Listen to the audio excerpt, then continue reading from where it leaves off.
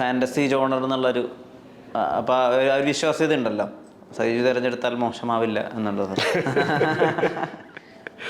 Okay,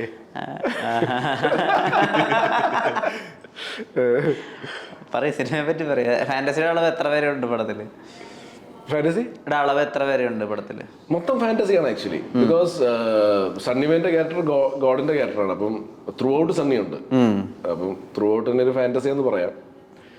ഒരു നമ്മള് ദൈവം നമ്മുടെ ജീവിതത്തിൽ വന്നിരുന്നെങ്കിൽ എന്നൊക്കെ നമ്മള് എല്ലാവരും എപ്പോഴെങ്കിലും ഒക്കെ നമ്മൾ ആലോചിച്ചിട്ടുണ്ട്. അതായത് നമ്മുടെ എല്ലാ പ്രശ്നങ്ങളും തീർക്കാൻ വേണ്ടി ദൈവം വന്നിരുന്നെങ്കിൽ എന്നൊക്കെ നമ്മൾ ആലോചിക്കാറുണ്ടല്ലോ. ഇതിനകത്ത് ഞാൻ എൻ്റെ കഥാപാത്രം അങ്ങനെ ആഗ്രഹിക്കുന്നൊന്നുമില്ല, പക്ഷെ പ്രത്യേക ഒരു സാഹചര്യത്തിൽ ദൈവത്തിന് വന്നേ പറ്റുള്ളൂ എന്നുള്ളൊരു അവസ്ഥയിലേക്ക് എത്തിക്കുവാണ്. അങ്ങനെയാണ് ദൈവം എൻ്റെ മുമ്പിലേക്ക് വരുന്നത്. എന്നിട്ട് പിന്നെ എങ്ങനെയാണ് ഇപ്പം നിനക്കത് ആൻറ്റിസിപ്പേറ്റ് ചെയ്യാൻ പറ്റും ദൈവം വരുമ്പോഴത്തേക്ക് എല്ലാം ശരിയാവുന്നുള്ളൂ അല്ലേ? പക്ഷേ എങ്ങനെയാണിത് ശരിയാക്കാൻ പോകുന്നത്? ദൈവം വന്നിട്ട് ഈ പ്രശ്നമാണ് നിനക്ക്, ഓക്കെ എല്ലാം സോൾവ് ചെയ്തു അല്ലേ? അങ്ങനെയല്ല, ഇത് റൂട്ടാണ് കാണിച്ചു കൊടുക്കുന്നത്. ഇത് ശരിയാക്കാനുള്ള റൂട്ട് നമ്മൾ നമ്മുടെ ലൈഫിൽ അല്ലെങ്കിൽ നമ്മുടെ സ്വഭാവത്തിൽ എന്തൊക്കെ ചേഞ്ചസ് ആണ് കൊണ്ടുവരേണ്ടത് അവിടേക്ക് എത്താൻ. അതായത് നമ്മൾ എന്താണ് ആഗ്രഹിക്കുന്നത്, എല്ലാം നമുക്ക് ആഗ്രഹങ്ങളാണല്ലോ. നമ്മൾ ദൈവത്തിനോട് പ്രാർത്ഥിക്കുമ്പോഴും നമ്മുടെ ആഗ്രഹങ്ങളാണ് നമ്മൾ പറഞ്ഞുകൊണ്ടിരിക്കുന്നത്. ഇപ്പൊ എനിക്ക് നല്ല കഥാപാത്രങ്ങൾ കിട്ടണേ അല്ലെങ്കിൽ നല്ല സിനിമകൾ കിട്ടണേ എന്നുള്ളത് എൻ്റെ ആഗ്രഹമാണ്. അത് നമ്മൾ ദൈവത്തിൻ്റെ കമ്മ്യൂണിക്കേറ്റീവാണ്. എനിക്ക് ഹെൽത്ത് ഉണ്ടാവണേ, എനിക്ക് വെൽത്ത് ഉണ്ടാവണേ എന്നൊക്കെ ഉള്ളതൊക്കെ എല്ലാം ആഗ്രഹങ്ങളാണ്. അപ്പോൾ അതേപോലെ ഈ ആഗ്രഹം നമ്മുടെ സഫലീകരിക്കണമെങ്കിൽ നമ്മൾ എന്താണ് ചെയ്യേണ്ടത്, ആ റൂട്ടാണ് ദൈവം ഇതിൻ്റെ അത് കാണിച്ചു കൊടുക്കുന്നത്. അപ്പം നമ്മൾ സിനിമ കണ്ടു കഴിയുമ്പോഴത്തേക്കും ഡെഫിനറ്റ്ലി എൻ്റർടൈൻമെൻറ്റ് കിട്ടും. അത് കൂടാണ്ട് കുറേ പേരെങ്കിലും ഇങ്ങനെ ഈ കാര്യങ്ങൾ അഡാപ്റ്റ് ചെയ്താൽ, ഈ സ്റ്റോറിയിൽ കാണിക്കുന്ന പല കാര്യങ്ങളും അഡാപ്റ്റ് ചെയ്താൽ അവരുടെ ലൈഫിലും ഒക്കെ പോസിറ്റീവായിട്ട് കുറെ ചേഞ്ചസ് വരുമെന്നാണ് മനസ്സിലാക്കുന്നത്. ബ്രൂസ് ഓൾമൈറ്റി വിട്ടിട്ട് ഇങ്ങോട്ടേക്ക് കുറെ ദൈവം വന്ന സിനിമകളുണ്ടല്ലോ. ഓമേ കടവുളെ ഉണ്ട്, നമുക്ക് നമ്മുടെ ഇതിൽ തന്നെ ദൈവം അല്ലെങ്കിൽ ഇപ്പോൾ ഒരു നാരദൻ കേരളത്തിലൊക്കെ പോലത്തെ രസകരമായിട്ടുള്ള സിനിമകൾ വന്നിട്ടുണ്ട്. അപ്പം അതിൽ നിന്ന് ഇപ്പം എങ്ങനെയാ റിട്ടേർഡ് ബൈ ഗോഡിലൊരു വ്യത്യസ്തത ഉണ്ടാക്കുക, അങ്ങനെ തോന്നിയിരുന്നോ? ഇതിൻ്റെ അകത്ത് ഇപ്പം നമ്മൾ ജനറലി ഈ പറഞ്ഞ പടങ്ങളെല്ലാം ഞാൻ കണ്ടിട്ടില്ല കേട്ടോ. ഞാൻ ഹിന്ദിയിലൊരു പടം കണ്ടായിരുന്നു, തക്ദീർ വാല എന്ന് പറഞ്ഞു, വെങ്കടേഷ്. ഇല്ല, അത് കണ്ടിട്ടില്ല. അക്ഷയ് കുമാറിന്റെ അല്ലേ? അതേ കണ്ടിട്ടില്ല. അപ്പം സാധാരണഗതിയിൽ ഇങ്ങനത്തെ സ്റ്റോറീസ്, ഫാന്റസി സ്റ്റോറീസ് വരുമ്പോഴത്തേക്ക് ഹ്യൂമറിനാണ് കൂടുതൽ പ്രാധാന്യം കൊടുത്തുകൊണ്ട് ഹ്യൂമറിനാണ് മൊത്തം കാര്യങ്ങൾ. പക്ഷെ അൾട്ടിമേറ്റ്ലി നമ്മൾ ആന്റിസിപ്പേറ്റ് ചെയ്യുന്ന പോലെ ഈ പ്രൊട്ടാഗനിസ്റ്റ് ആയിട്ടുള്ള മനുഷ്യന് എല്ലാ കാര്യങ്ങളും നടക്കും ദൈവം വന്നു കഴിയുമ്പോൾ. അപ്പൊ അത് ഇതിനകത്ത് സംഭവിക്കുന്നുണ്ട്. പക്ഷെ നമ്മൾ ഇതിനകത്ത് ചെറിയ ചെറിയ ഹ്യൂമർ ആണുള്ളത്. അല്ലാണ്ട് നമ്മളിപ്പം ബാക്കിയുള്ള സിനിമകളിലെ പോലെ ഭയങ്കര അട്ടഹസിച്ചിരിക്കാൻ പറ്റിയ ഒരുപാട് ഫാന്റസി എലിമെന്റ്സ് ഉള്ള ക്യാരക്ടേഴ്സ് ഇല്ല, മാജിക് പരിപാടികളില്ല, അതൊന്നുമില്ല. നമ്മളിതിനകത്ത് ഇപ്പൊ സണ്ണിയുടെ ഒരു ക്യാരക്ടർ ഉണ്ട്, അതൊരു ഫാന്റസി ക്യാരക്ടറാണ്. പിന്നെ നമ്മുടെ വേറൊരു ക്യാരക്ടർ, നമ്മുടെ ഓസ്റ്റിൻ എന്ന് പറഞ്ഞ ആക്ടർ ചെയ്യുന്നത്, അതൊരു ഫാന്റസി ക്യാരക്ടറാണ്. അല്ലാതെ ഇപ്പൊ നമ്മളിപ്പോ തക്ദീർ വാലയിലൊക്കെ മോർ ദാൻ 2, 3, 4 ഫാന്റസി ക്യാരക്ടേഴ്സ് ഉണ്ട്. അങ്ങനെയുള്ള ക്യാരക്ടേഴ്സ് വന്നിട്ട് പിന്നെ അതിൽ നിന്നുണ്ടാകുന്ന കുറെ കോമഡി സംഭവങ്ങളൊക്കെയാണ് നമ്മൾ കാണിക്കുന്നത്. ഇതിൻ്റെ അകത്ത് ഞാൻ പറഞ്ഞ പോലെ ആൾക്കാർക്ക് ഈ സിനിമ കണ്ടിട്ട് കുറെ കാര്യങ്ങൾ അഡാപ്റ്റ് ചെയ്യാൻ തോന്നും, ഒന്ന് റീതിങ്ക് ചെയ്യും. ശരിയാണല്ലോ, ഇയാളുടെ ലൈഫിലെ പ്രോബ്ലംസ് ആയിരിക്കില്ല ഈ ഓഡിയൻസിന്റെ ലൈഫിലെ പ്രോബ്ലംസ്. പക്ഷെ എവിടെയെങ്കിലും നമ്മളും ആ റൂട്ട് എടുത്താൽ, അതുപോലത്തെ റൂട്ട് എടുത്താൽ ചിലപ്പോൾ നമ്മുടെ പ്രോബ്ലംസ് സോൾവ് ആവുമായിരിക്കും. ദൈവത്തിന് പെട്ടെന്ന് ഒരു സുപ്രഭാതത്തിൽ എല്ലാവരും പ്രോബ്ലംസ് സോൾവ് ചെയ്ത് തരാനൊന്നും പറ്റില്ല. കുറെ പേർക്ക് ഇപ്പോഴും ദൈവം ഫാന്റസി ആണല്ലോ. ഐ മീൻ കുറെ പേര് പറയുന്നുണ്ട് ദൈവം എക്സിസ്റ്റ് ചെയ്യുന്നില്ല, കുറെ പേര് പറയുന്നുണ്ട് ദൈവം എക്സിസ്റ്റ് ചെയ്യുന്നുണ്ടെന്ന്. അപ്പോൾ ഞാൻ പറയണത്, ഞാൻ എക്സിസ്റ്റ് ചെയ്യുന്നുണ്ടെന്ന് പറയുന്ന ആ ഗ്രൂപ്പിൽ പെടുന്ന ആളാണ്.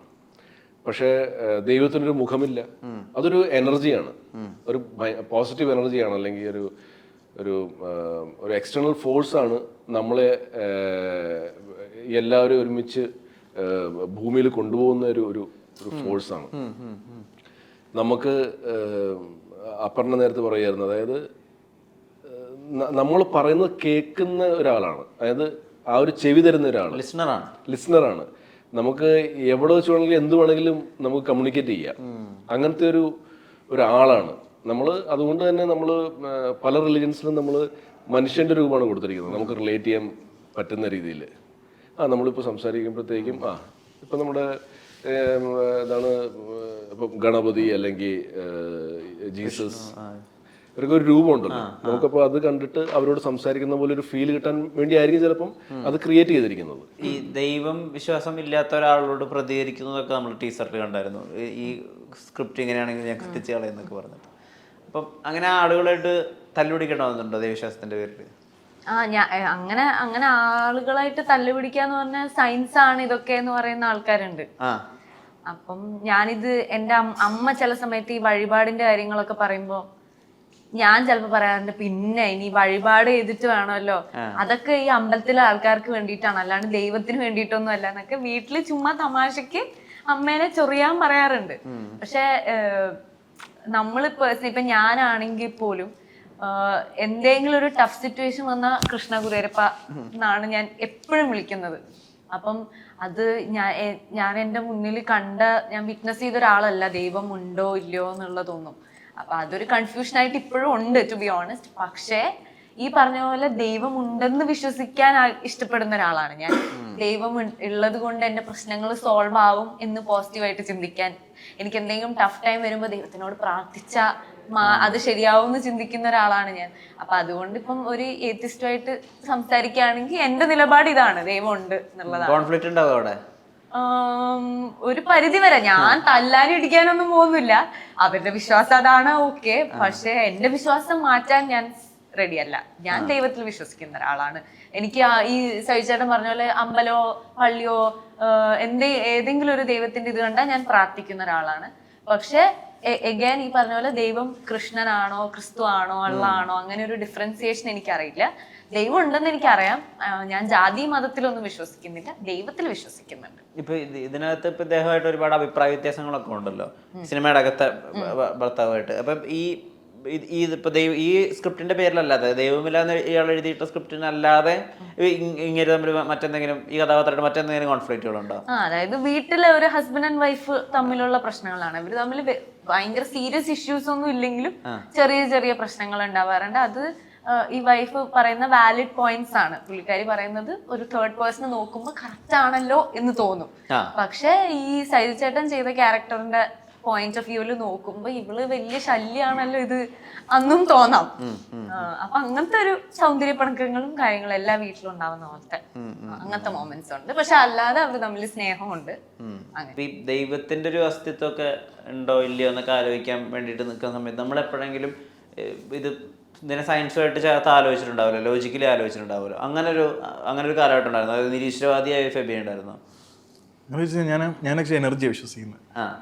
കാരണം പണ്ടൊക്കെ ആൾക്കാർ കല്ലല്ലേ ആരാധിച്ചുകൊണ്ടിരുന്നത്, ലൈക്ക് കാട്ടാൾക്കാരായാലും. പിന്നെ ആക്ച്വലി നമ്മുടെ സൊസൈറ്റിക്ക് ഒരു അച്ചടക്കം അല്ലെങ്കിൽ ഒരു അടക്കം ചെയ്യാൻ വേണ്ടി മനുഷ്യന്മാർ തന്നെ ചെയ്തൊരു പരിപാടിയാണ് ലൈക്ക് സൊസൈറ്റി ക്രിയേറ്റ് ചെയ്യുക. ഞാൻ നേരത്തെ പറഞ്ഞതിലൊരു ഇത് പറയണമെന്ന് വെച്ചാൽ ഞാൻ പറഞ്ഞത് എനിക്ക് ജാതിയിൽ വിശ്വാസമില്ല, പക്ഷെ ഞാൻ വിളിക്കുന്നത് കൃഷ്ണ ഗുരുവായൂരപ്പ എന്നുള്ളതാണ്. അതിന് പല രീതിയിൽ പറയാം. ഇവൾക്ക് ജാതിയിൽ വിശ്വാസമില്ല, പക്ഷെ ഇവളെന്തിനാ എനിക്ക് വിളിക്കാൻ ഒരു അങ്ങനത്തെ ഒരു വേർഡ് ഇല്ലാത്തത് കൊണ്ടാണ് ഞാൻ കൃഷ്ണ ശീലങ്ങൾ കൊണ്ടാണല്ലോ. അതെ അതെ അതെ. നമ്മള് ചെറുപ്പം മുതൽ കേട്ടുവരുന്നത് ആ ദൈവത്തിനെ കുറിച്ച്. എന്ന് വെച്ചാൽ ഞാൻ കുരിശും വരയ്ക്കും, എനിക്ക് ആ മുസ്ലിംസിന്റെ ഫാത്തി അറിയാം. അപ്പം അങ്ങനെ അതായത് ഞാൻ വിളിക്കുന്നത് അത് എന്റെ ഒരു ശീലത്തിന്റെ ഭാഗമായിട്ടാണ്. പക്ഷെ ഈ പറഞ്ഞ പോലെ ഞാൻ എല്ലാം ഒരു സുപ്രീം പവർ. ഞാനും അമ്പലത്തിലും പോവും, പള്ളിയിലും പോവും. കാരണം അമ്പലത്തിൽ എവിടെ പോലും ഒരു പോസിറ്റീവ് എനർജി ഗ്രാബ് ചെയ്യാൻ വേണ്ടി നമുക്കിപ്പോൾ എത്ര ടെൻഷനോടെ പോയാലും നമ്മളവിടെ ചെല്ലുമ്പോൾ ലൈക്ക് നമുക്ക് ഭയങ്കര മൈൻഡൊക്കെ കാമായി.